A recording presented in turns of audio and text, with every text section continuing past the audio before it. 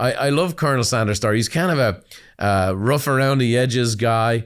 And for me personally, you know, everybody thinks about the McDonald's and all these things. When Kentucky Fried Chicken came to Ireland, it was such a big deal.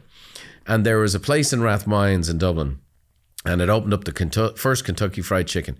And I'm telling you that every Saturday for 10 years, when you walked down Rathmines, there was a line around the door. It was such a big deal that we finally had KFC, Kentucky Fried Chicken in Ireland. It was the greatest thing in the world.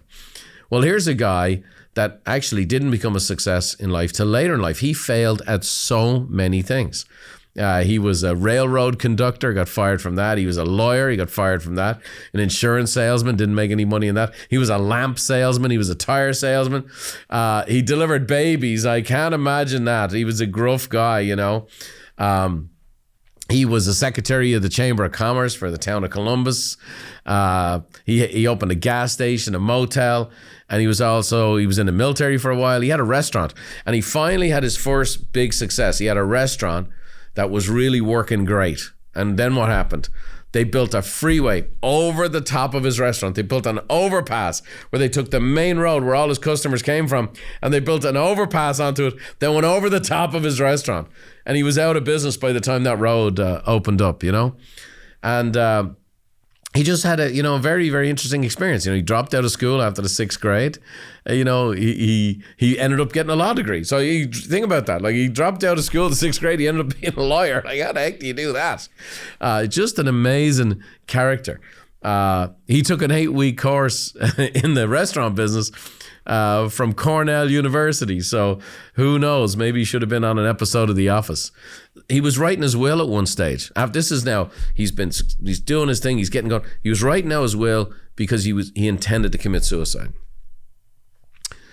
And as he was writing out his will, another thought came to him and said, what could I do? Like, if I have a chance to start my life over now, what would I do? And the truth of the matter is, he started making this list. He borrowed $87 and bought fried chicken, and using his ingredients he'd used in his restaurant that had gone out of business, he put it in the back of his car, and he started driving from town to town to town, where he'd show up at a restaurant and show him how to cook his chicken recipe. Oh, by the way, 111 restaurants turned him down before the first one said, I want to use that recipe. And then another one used the recipe. And then another one used the recipe. And then eventually he opens up his own restaurant chain, Kentucky Fried Chicken, which goes on to become one of the most significant restaurant businesses in the world, that now owns a whole house of brands. It's a publicly traded company, and KFC is just one of many, many restaurants that you frequent or know of every single day. And it's just, this guy he's a crusty old guy. He mightn't have been the sweetest character you ever met in your life. He just did his best. And, I think about his character strengths. He was persistent. He was resilient.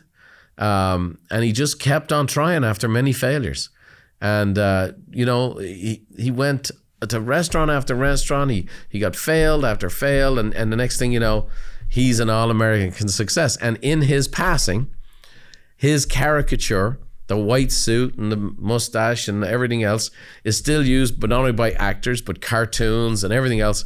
And the legacy of his restaurant and his work continues on, just because he didn't give up. Just like I hope no matter what you're doing today, you won't give up. And I hope you'll keep fighting, biting, scratching and clawing, no matter what.